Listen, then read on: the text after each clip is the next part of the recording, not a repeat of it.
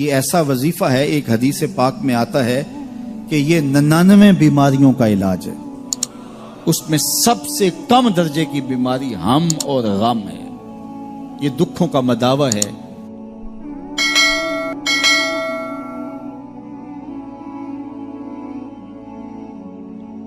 ارشاد فرمایا جو اللہ سے ڈرے اللہ اس کے لیے راستے کھول دیتا ہے، اور اللہ اس کو وہاں سے دیتا ہے جہاں سے اسے گمان بھی نہیں ہوتا۔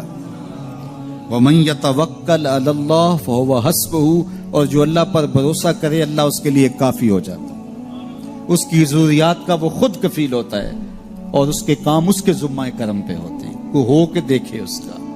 تو جو اللہ سے ڈرے اللہ اس کے لیے راستے بناتا ہے۔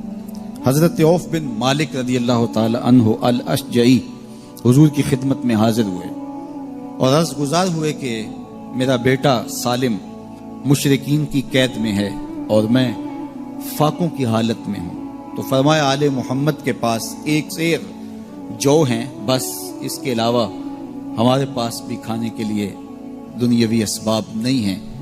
کہا صبر کرو اور اللہ سے ڈرو، اور لا حول ولا قوت الا باللہ کثرت کے ساتھ پڑھو۔ یہ ایسا وظیفہ ہے، ایک حدیث پاک میں آتا ہے کہ یہ 99 بیماریوں کا علاج ہے، اس میں سب سے کم درجے کی بیماری ہم اور غم ہے، یہ دکھوں کا مداوع ہے، مشکلات کا علاج ہے، اور یہ وظیفہ میرے حضور نے بتایا۔ حضرت ابو ذر غفاری رضی اللہ تعالیٰ عنہ کو حضور نے 5 چیزیں بتائی تھی، ان میں سے 5ویں چیز یہ تھی کہ ابو ذر کثرت کے ساتھ لا حول ولا قوت الا باللہ پڑھا کرو۔ فرمایا عرش الہی کے نیچے ایک خاص خزانہ ہے، یہ وظیفہ وہاں سے آیا ہے، یہ زندگی میں معمول بنا لو۔ جب پھنس جاؤ، مشکلات میں آ جاؤ تو لا حول ولا قوت الا باللہ پڑھو، اللہ راستے کھولے گا۔ تو حضور نے 3 چیزیں فرمائی، اللہ سے ڈرو، صبر کرو، اور کثرت کے ساتھ لا حول ولا قوت الا باللہ پڑھو۔ وہ فرماتے ہیں کہ میں یہ عمل شروع کیا، ابھی گھر میں بیٹھا ہی تھا کہ دروازے پہ دستک ہوئی، تو میں اٹھا کہ دروازہ کھولوں دیکھوں کہ کون ہے، تو دروازہ کھولا، دیکھا میرا بیٹا کھڑا ہے اور اس کے پیچھے 100 اونٹ کھڑے ہیں۔ تو میں نے کہا کہ تم اور یہ اونٹ؟ کہا مجھے موقع لگ گیا، میں ان کی قید سے بھاگ آیا اور آتے آتے ان کے 100 اونٹ بھی ہانک لایا ہوں۔ وَيَرْزُقْهُ مِنْ حَيْثُ لَا يَحْتَسِبُ، وہ تمہیں وہاں سے رزق دے گا جہاں سے تمہیں گمان بھی نہیں۔ اس کے ہو کے تو دیکھو، اللہ اکبر، اللہ کے ہو جاؤ تو پھر وہ تمہاری ضرورتوں کا کفیل ہو جائے گا۔ فرمایا حضرت عبداللہ ابن مسعود رضی اللہ تعالیٰ عنہ نے کہ کسی شخص کو فقر و فاقہ آ جائے تو وہ لوگوں کو بتائے کہ میں آج کل بڑے مشکل حالات میں ہوں، ہر وقت لوگوں کو بتاتا رہے تو اس کی مشکل بڑھے گی، اس کی مشکلیں آسان نہیں ہوں گی اس طرح۔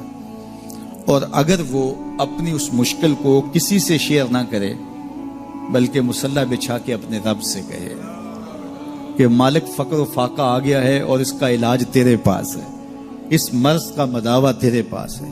تو حضرت عبداللہ ابن مسعود فرماتے ہیں کہ رسول کریم نے فرمایا جلد یا بدیر اللہ اس کو مالا مال فرما دے گا۔ یہ بھی کبھی کر کے دیکھو، مشکل آ جائے، فاقہ آ جائے، مصیبت آ جائے، کسی سے نہ کہو، صرف اپنے رب سے کہو، پھر دیکھنا اس کی کرم نوازیوں کا می کیسے برستا ہے۔ فرمایا اللہ پر بھروسہ کرنے کا جو حق ہے اگر وہ تم ادا کر دو، وہ تمہیں ایسے رزق عطا کرے جیسے پرندوں کو عطا کرتے۔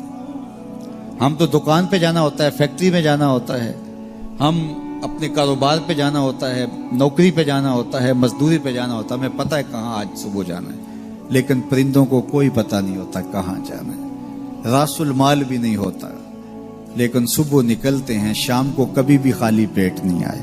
بن توکل پنچھی اڑ دے، خرچ نہ پلے زیرا ہو، گھر سے خالی پیٹ نکلتے ہیں، جب واپس آتے ہیں تو پیٹ بھرے ہوئے ہوتے ہیں، اور پھر جو ان کی ضرورت ہوتی ہے اللہ وہ ساری ضرورتیں پوری کرتا ہے، جو ضرورت ان کی ہوتی ہے۔ یہ شیر کتنا گوشت کھاتا ہے اللہ روز اسے دیتا ہے، یہ ہنس روزانہ سچے موتی کھاتے ہیں، اور آپ مارکیٹ میں لینے جائیں لاکھوں روپے لگا کے تولے ماشے کے حساب سے آپ خریدتے ہیں، پھر بھی آپ کو یقین نہیں ہوتا کہ یہ سچے ہیں یا 2 نمبر ہیں. اور ہنس دنیا پہ کروڑوں جانور پائے جاتے ہیں, روز کھاتے ہیں, صبح بھی, شام بھی, دوپہر بھی, پیٹ بھر کے کھاتے ہیں, اللہ روز انہیں عطا کر. کہا اس پہ بھروسہ تو کر کے دیکھو, وہ تمہاری ضرورتوں کا کفیل ہوگا.